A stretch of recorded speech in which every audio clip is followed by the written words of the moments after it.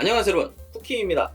오늘 밖에 눈이 굉장히 많이 오고 있어요. 날씨도 지금 평균 영하 10도 정도 되는 것 같은데 밖에만 나가도 몸이 덜덜 떨리고 굉장히 춥고 그렇습니다. 저는 겨울을 별로 좋아하진 않는데요. 그 이유는 기본적인 생활비도 다른 계절보다 굉장히 높고요. 게다가 먹는 것도 뜨뜻한 음식 위주로 먹어야 되기 때문에 끓여서 먹는 음식들 때문에 집안에 수증기가 가득 차거든요. 저희 집은 다른 집과 비교해서 굉장히 습도가 높습니다. 그래서 별로 끓여 먹는 음식들 그렇게 좋아하진 않는데요. 그래도 겨울이 되면 따뜻한 국물 요리가 생각이 나죠. 일반적인 국물 요리라고 하면은 한국의 찌개, 국 이런 것들이 있는데요. 오늘은 조금 특별한 국물 요리를 한번 해보려고 합니다. 이 국물 요리는 바로 스프 카레라는 음식인데요. 이 스프 카레는 타이, 인도식 여러 가지가 있지만 그래도 가장 유명한 건 일본 삿포로의 스프 카레죠. 이 일본의 스프 카레는 여러분들이 잘 아시는 고독한 미식가라는 드라마에도 나온 적이 있는 그 음식입니다. 근데 이 스프 카레를 만들기 위해서는 가람 마샬라를 사용하든가 비싼 고형 카레를 사용해서 카레의 맛을 조금 고급스럽게 만들어야 하는데요. 근데 제 채널에서는 요리를 간단하게 만들고 쉽게 만드는 게 컨셉이기 때문에 그런 비싸고 어려운 요리법을 사용하면 안 되겠죠.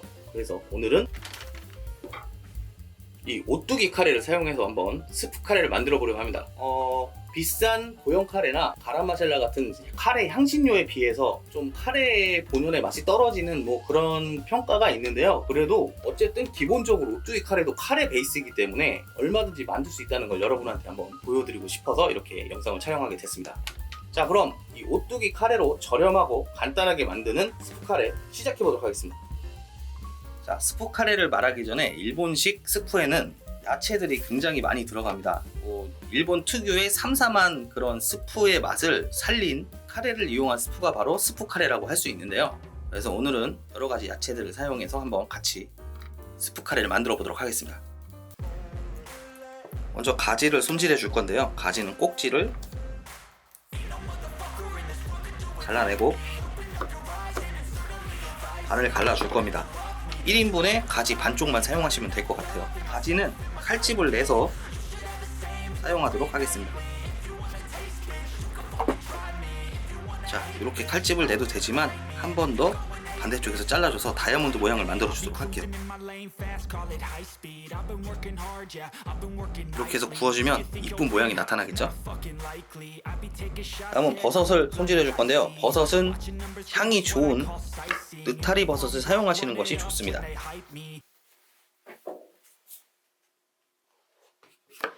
여러 가지로 모양 내는 방법도 있긴 한데 그냥 두껍게 잘라주도록 할게요.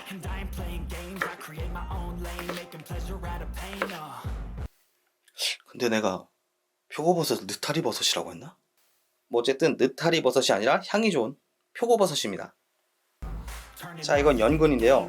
미리 썰어서 삶아놨습니다. 연근도 굉장히 늦게까지 익지 않기 때문에 미리 삶아두시는 것이 좋아요. 자, 다음은 감자를 사용할 건데요. 감자는 절반만 사용할게요. 길쭉하게 잘라주시면 됩니다. 양파를 썰어줄 건데요. 양파는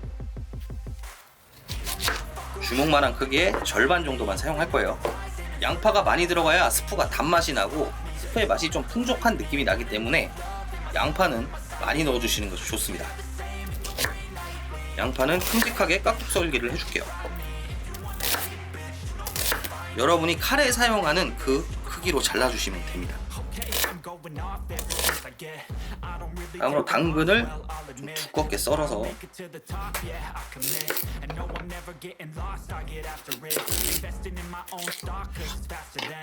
간단하게 이렇게 썰어서 사용하도록 하겠습니다. 두껍죠?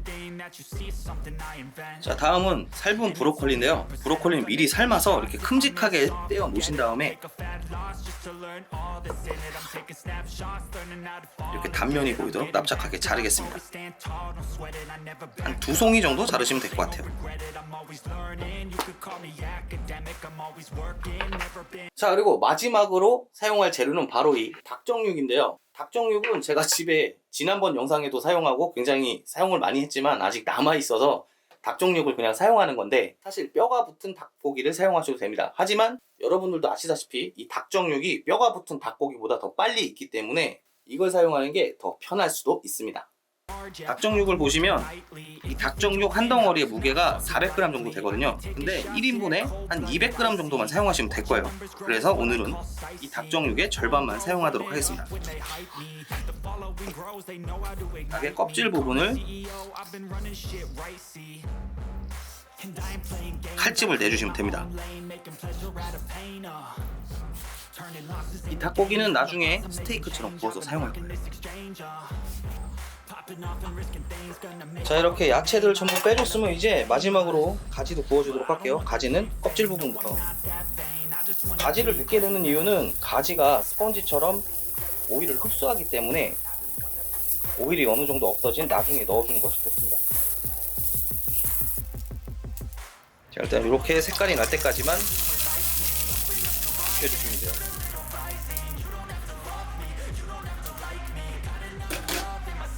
이제 오일을 한 번 더 뿌려주시고 아까 준비해뒀던 닭다리살을 구워줄 겁니다. 닭다리살은 껍질부터 구워주도록 할게요.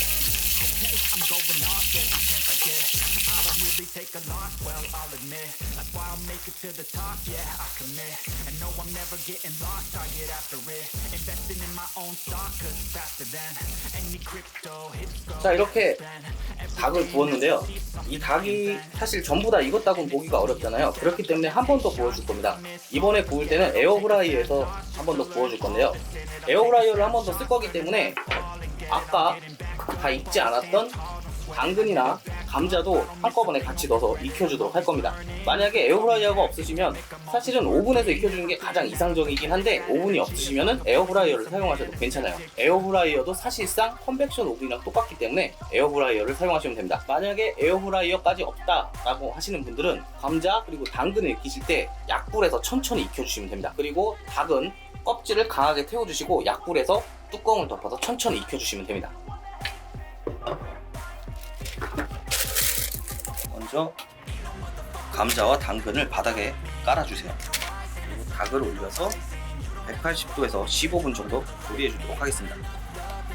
자, 지금 에어프라이어에서 닭을 익혀주고 있는데요. 여러분들이 아셔야 될 거 있어요. 지금 카메라에는 보이지 않으실지 모르겠지만 집안에 연기가 가득합니다. 이렇게 스테이크 종류나 야채를 좀 장시간 구우실 때는 환기를 잘 시켜주시거나 그냥 오븐을 사용하시는 걸 추천드립니다. 물론 에어프라이어도 괜찮고요.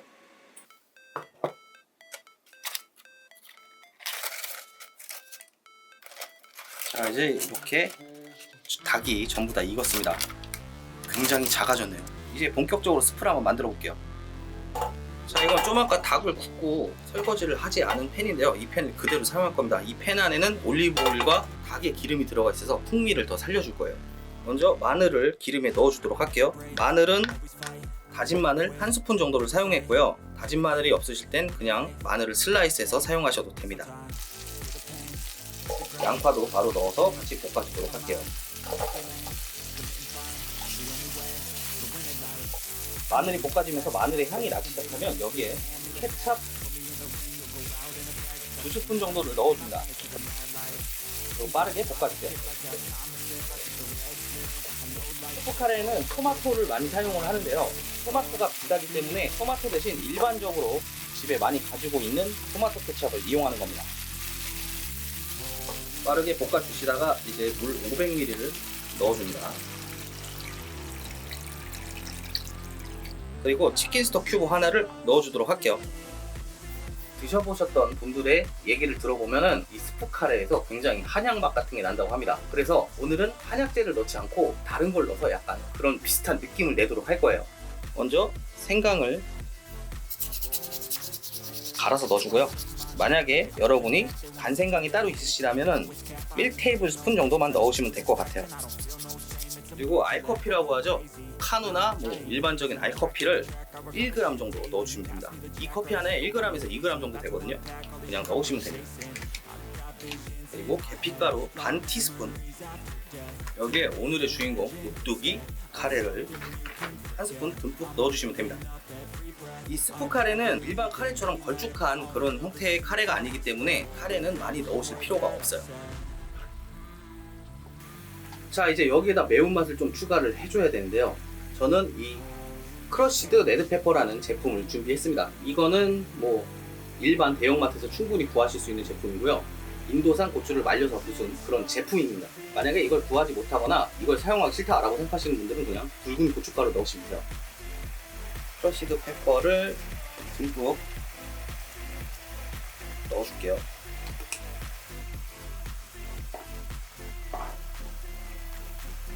자, 이렇게 한번 끓여주시면 스프 카레는 완성입니다. 이제 플레이팅 해주도록 할게요.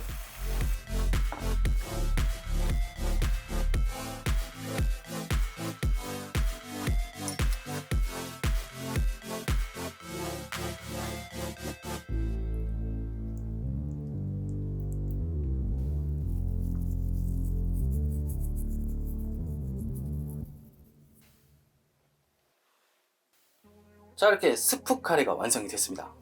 저는 이렇게 밥을 준비했는데요. 사실 이 스프 카레는 밥이랑 함께 먹지 않습니다. 면이랑 같이 먹는데요. 그 이유는 여러분이 아시는 카레는 밥과 함께 비벼 먹거나 혹은 뭔가를 찍어서 먹잖아요. 하지만 이 스프 카레는 찍어서 먹거나 비벼서 먹는 그런 카레가 아닙니다. 말 그대로 스프예요. 이렇게 국물을 떠서 먹는 그런 음식입니다. 일단 한번 먹어볼게요. 카레 향이 나면서 매콤하고 담백한 야채 스프의 맛, 뭐 그게 다 섞여있는 그런 맛입니다. 조금 아쉬운 게 제가 실제로 먹어보질 않았기 때문에 그 한약 냄새라는 게 어느 정도 나는지 제가 잘 알지를 못해요. 그래서 나름 한약 맛을 재현한다고는 했는데 한약 향이 그렇게 많이 나진 않습니다. 제가 여기에서 그 한약 맛 대신 구현한 거는 그 한약의 쓴맛과 그리고 약간 계피를 이용한 약간 좀 이질감이 드는 그런 느낌을 의도를 했거든요. 어쨌든 실제로 드셔보면 굉장히 잘 조화롭게 어우러져 있으니까 이상한 괴식이라고 생각을 안 하셨으면 좋겠어요. 자, 일단 차례대로 한번 먹어보도록 할게요. 먼저 잘 익은 감자.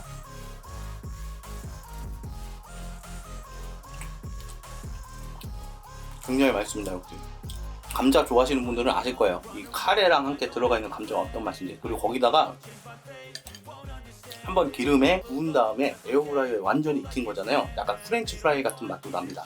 당근도 뭐 비슷하겠죠?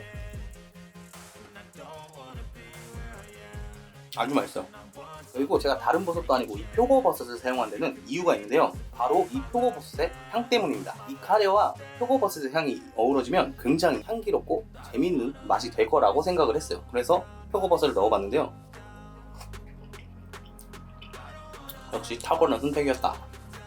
그리고 오늘 치킨 스프 카레다 보니까 이 치킨을 또 먹어봐야 되겠죠. 근데 이 치킨이 덩어리다 보니까 먹기가 굉장히 불편해요. 여러분은 가위나 칼로 한번 잘라서 넣으시는 걸 추천드릴게요. 이거는 보기 좋으라고 이렇게 큼지막하게 넣어보니까 참고하시길 바랄게요.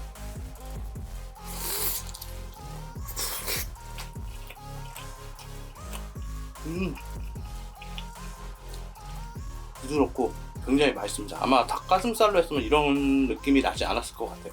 확실히 밥은 별로 안 땡기는 그런 맛이네요. 여기다가 소면을 넣어서 드셔도 괜찮을 것 같고 파스타면을 넣어서 드셔도 괜찮을 것 같아요. 아니면 우동을 넣으셔도 괜찮을 것 같고. 자, 오늘 이렇게 홋카이도의 명물 스프 카레를 오뚜기 카레로 한번 만들어 봤는데요. 싸고 간단한 재료로 만들어서 만들기도 쉽고 홋카이도의 스프 카레를 안 드셔본 분들한테는 약간 위로가 될 수 있는 그런 요리가 아닌가 생각을 합니다. 그리고 요즘처럼 눈이 내리고 추운 겨울에 몸을 따뜻하게 해주는 그런 스프 요리라고 생각이 돼요. 자, 그럼 오뚜기 카레로 간단하게 이렇게 홋카이도의 명물 스프 카레 한번 만들어서 드셔보시고 오늘 영상은 여기서 종료하도록 할게요. 그럼 다음 영상에서 뵙겠습니다. 쿡밥! 역시 밥보다는 우동이 더 잘 어울리는 것 같아요.